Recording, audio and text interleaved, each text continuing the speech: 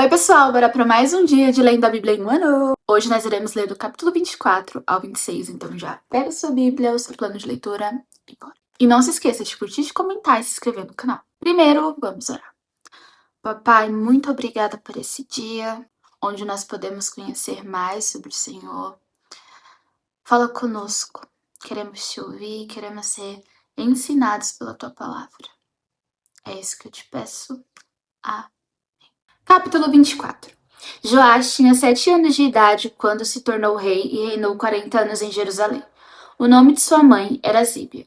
Ela era de Berseba. Joás fez o que o Senhor aprova enquanto viveu, o sacerdote Joiada. Este escolheu para Joás 2 mulheres, e ele teve filhos e filhas. Algum tempo depois, Joás decidiu fazer reparos no templo do Senhor. Ele reuniu os sacerdotes e os levitas e lhes disse: Vão à cidade de Judá e recolham o imposto devido anualmente por todo Israel, para fazer reparos no templo de seu Deus. Vão agora mesmo. Os levitas, porém, não agiram imediatamente. Por isso, o rei convocou Joiada, o sumo sacerdote, e lhe perguntou: Por que você não exigiu que os levitas trouxessem de Judá e de Jerusalém o imposto determinado por Moisés, servo do Senhor, e pela Assembleia de Israel, para a tenda da Arca da Aliança? De fato, Atalia, aquela mulher ímpia, e os seus filhos tinham arrombado o templo de Deus, e tinham até usado os seus objetos sagrados para cultuar os Baalaíns. Então, por ordem do rei, fizeram uma caixa e a colocaram no lado de fora, à entrada do templo do Senhor. Fez-se a seguir uma proclamação em Judá e em Jerusalém, para que trouxessem ao Senhor o imposto que Moisés, servo de Deus, havia exigido de Israel no deserto. Todos os líderes e todo o povo trouxeram com alegria as suas contribuições, colocando-as na caixa até enchi-la. Sempre que os levitas levavam a caixa até os supervisores do rei, e estes viam que havia muita prata, o secretário real e o oficial do sumo sacerdote esvaziavam-na e a levava de volta. Fazendo isso regularmente, ajuntaram uma grande quantidade de prata. O rei e Joiada entregavam essa prata aos homens que executavam os trabalhos necessários no templo do Senhor. Eles contratavam pedreiros, carpinteiros e também operários que trabalhavam em ferro e em bronze para restaurarem o templo do Senhor. Os homens encarregados do trabalho eram diligentes, o que garantiu o progresso da obra da reforma. Eles reconstruíram o templo de Deus de acordo com o modelo original e o reforçaram. Quando terminaram, trouxeram o restante da prata ao rei e à joiada, e com ela foram feitos utensílios para o templo do Senhor, utensílios para o serviço e para os holocaustos, além de tigelas e outros objetos de ouro e de prata. Enquanto Joiada viveu, holocaustos foram apresentados continuamente no templo do Senhor. Joiada morreu com idade avançada, com 130 anos. Foi sepultado com os reis da cidade de Davi, em atenção ao bem que havia feito em Israel em favor de Deus e do seu templo. Depois da morte de Joiada, os líderes de Judá foram falar com o rei e lhe prestaram reverência, e ele aceitou o que disseram. Então abandonaram o templo do Senhor, o Deus dos seus antepassados, e prestaram culto aos postes sagrados e aos ídolos. Por culpa deles, a ira de Deus veio sobre Judá e Jerusalém. Embora o Senhor tivesse enviado profetas ao povo para trazê-lo de volta para ele, e os profetas tivessem testemunhado contra o povo, que não quis ouvi-lo. Então, o Espírito de Deus apoderou-se de Zacarias, filho do sacerdote Joiada. Ele se colocou diante do povo e disse: Isto é o que Deus diz. Porque vocês desobedecem aos mandamentos do Senhor, vocês não prosperarão. Já que abandonaram o Senhor, ele os abandonará. Mas alguns conspiraram contra ele, e por ordem do rei, apedrejaram-no até a morte no pátio do templo do Senhor. O rei Joás não levou em conta que Joiada, pai de Zacarias, tinha sido bondoso com ele e matou seu filho. Este, ao morrer, exclamou: Veja isto, Senhor, e faça justiça. Na virada do ano, o exército arameu marchou contra Joás, invadiu Judá e Jerusalém, matou todos os líderes do povo e enviou para Damasco, ao seu rei, tudo o que saqueou. Embora o exército arameu fosse pequeno, o Senhor entregou nas mãos dele um exército muito maior, por Judá ter abandonado o Senhor, o Deus dos seus antepassados. Assim, o juiz foi executado sobre Joás. Quando os arameus foram embora, deixaram Joás seriamente ferido. Seus oficiais conspiraram contra ele, porque ele tinha assassinado o filho do sacerdote Joiada, e mataram em sua cama. Assim ele morreu, e foi sepultado na cidade de Davi, mas não nos túmulos dos reis. Os que conspiraram contra ele foram Zabade, filho da Amonita Simeate, e Jeozabade, filho da Moabita Sinrite. Quanto a seus filhos, as muitas profecias a seu respeito e ao relato da restauração do templo de Deus. Tudo está escrito nas anotações dos livros dos reis, e seu filho Amazias foi o seu sucessor. Capítulo 15. Amazias tinha 25 anos de idade quando começou a reinar e reinou 29 anos em Jerusalém. O nome de sua mãe era Jeodã. Ela era de Jerusalém. Ele fez o que o Senhor aprova, mas não de todo o coração. Quando sentiu que tinha o reino sob pleno controle, mandou executar os oficiais que haviam assassinado o rei seu pai. Contudo, não matou os filhos dos assassinos, de acordo com o que está escrito na lei, no livro de Moisés, onde o Senhor ordenou: os pais não morrerão no lugar dos filhos, nem os filhos no lugar dos pais. Cada um morrerá pelo seu próprio pecado. Amazias reuniu os homens de Judá e, de acordo com as suas respectivas famílias, nomeou chefes de 1.000 e de 100 em todo Judá e Benjamim.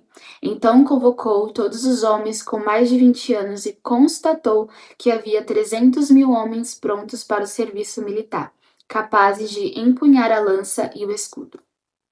Também contratou em Israel 100.000 homens de combate pelo valor de 3,5 toneladas de prata. Entretanto, um homem de Deus foi até ele e lhe disse: Ó rei, essas tropas de Israel não devem marchar com você, pois o Senhor não está com Israel, não está com ninguém do povo de Efraim. Mesmo que vá e combata corajosamente, Deus o derrotará diante do inimigo, pois tem poder para dar a vitória e a derrota. Amazias perguntou ao homem de Deus: Mas e as 3,5 toneladas de prata que peguei a estas tropas israelitas? Ele respondeu: O Senhor pode dar-lhe muito mais que isso. Então Amazias mandou de volta os soldados de Efraim. Eles ficaram furiosos com Judá e foram embora indignados. Amazias encheu-se de coragem e conduziu seu exército até o Vale do Sal, onde matou 10.000 homens de Seir. Também capturou outros 10.000 que levou para o alto de um penhasco e atirou de lá, e todos eles se espatifaram.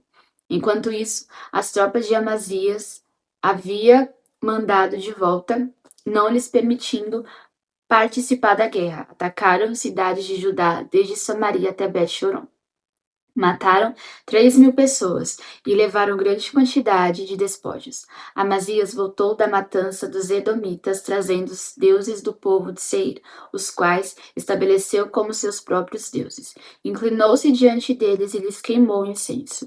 Então a ira do Senhor acendeu-se contra Amazias, e ele lhe enviou um profeta que disse ao rei: Por que você consulta os deuses desse povo, deuses que nem o seu povo puderam salvar? Enquanto ele ainda falava, o rei o interrompeu. Por acaso nós o nomeamos conselheiro do rei? Pare, porque você quer ser morto? O profeta parou, mas disse: Sei que Deus decidiu destruí-lo, porque você fez tudo isso e não deu atenção ao meu conselho. Depois de consultar os seus conselheiros, Amazias, rei de Judá, enviou mensageiros a Jeoás, filho de Jeocás e neto de Jeú, rei de Israel, com este desafio: Vem me enfrentar. Contudo, Jeoás respondeu a Amazias: O espinheiro do Líbano enviou uma mensagem ao cedro do Líbano: Dê sua filha em casamento a meu filho. Mas um animal selvagem do Líbano veio e pisoteou o espinheiro. Tu dizes a ti mesmo que derrotastes Edom e agora estás arrogante e orgulhoso. Mas fique em casa. Por que provocar uma desgraça que te levará e Judá contigo à ruína? Amazias, porém, não quis ouvi-lo, pois Deus mesmo queria entregar Amazias e seu povo a Jeoás, pois pediram conselhos aos deuses de Edom. Então Jeoás, rei de Israel, o atacou. Ele e Amazias, rei de Judá, enfrentaram-se em Bet-Semes, em Judá. Judá foi derrotado por Israel, e seus soldados fugiram para suas casas. Jeoás capturou Amazias, filho de Joás e neto de Acasias, em Bet-Semes. Então Jeoás levou-o para Jerusalém e derrubou 180 metros de muro da cidade, desde a porta de Efraim até a porta da esquina. Ele se apoderou de todo o ouro, de toda a prata e de todos os utensílios encontrados no templo de Deus, que haviam estado sob a guarda de Obed-edom, e ainda dos tesouros do palácio real. Também fez reféns e então voltou para Samaria. Amazias, filho de Joás, rei de Judá, viveu ainda mais 15 anos depois da morte de Joás, filho de Jeocás, rei de Israel. Os demais acontecimentos do reinado de Amazias, do início ao fim, estão escritos nos registros históricos dos reis de Judá e de Israel. A partir do momento em que Amazias deixou de seguir o Senhor, conspiraram contra ele em Jerusalém, e ele fugiu para Laquis, mas o perseguiram até lá e o mataram. Seu corpo foi trazido de volta a cavalo e sepultado junto aos seus antepassados na cidade de Judá. Capítulo 26. Então todo o povo de Judá proclamou Uzias rei aos 16 anos de idade, no lugar de seu pai Amazias. Foi ele que reconquistou e reconstruiu a cidade de Elate para Judá, depois que Amazias descansou com seus antepassados. Uzias tinha 16 anos de idade quando se tornou rei e reinou 52 anos em Jerusalém. Sua mãe era de Jerusalém e chamava-se Jecolias. Ele fez o que o Senhor aprova, tal como seu pai Amazias, e buscou a Deus durante a vida de Zacarias, que o instruiu no temor de Deus. E enquanto buscou o Senhor, Deus o fez prosperar. Ele saiu à guerra contra os filisteus e derrubou os muros de Gate, de Jabne e de Asdod. Depois, reconstruiu cidades próximo a Asdod e em outros lugares do território filisteu. Deus o ajudou contra os filisteus, contra os árabes que viviam em Gur-Baal e contra os meunitas. Os amonitas pagavam tributo a Uzias, e sua fama estendeu-se até a fronteira do Egito, pois havia se tornado muito poderoso. Uzias construiu torres fortificadas em Jerusalém junto à porta da esquina, à porta do vale e no canto do muro. Também construiu torres no deserto e cavou muitas cisternas, pois ele possuía muitos rebanhos na Cefelá e na planície. Ele mantinha trabalhadores em seus campos e em suas vinhas, nas colinas, nas terras férteis, pois gostava da agricultura. Uzias possuía um exército bem preparado, organizado em divisões de acordo com o número dos soldados convocados pelo secretário Jeiel e pelo oficial Maceias, sob o comando de Hananias, um dos oficiais do rei. O total de chefes de família no comando dos homens do combate era de 2.600. Sob o comando deles havia um exército de 307.500 homens treinados para a guerra, uma força poderosíssima que apoiava o rei contra os seus inimigos. Uzias providenciou escudo, lança, capacetes, couraça, arcos e atiradeiras de pedras para todo o exército. Em Jerusalém, construiu máquinas projetadas por peritos para serem usadas nas torres e nas defesas das esquinas. Máquinas que atiravam flechas e grandes pedras. Ele fez extraordinariamente ajudado e assim tornou-se muito poderoso e a sua fama espalhou-se para longe. Entretanto, depois que Uzias se tornou poderoso, o seu orgulho provocou a sua queda. Ele foi infiel ao Senhor, o seu Deus, e entrou no templo do Senhor para queimar incenso no altar de incenso. O sumo sacerdote Azarias e outros 80 corajosos sacerdotes do Senhor foram atrás dele. Eles o enfrentaram e disseram: Não é certo o que você fez, Uzias. Queime incenso ao Senhor.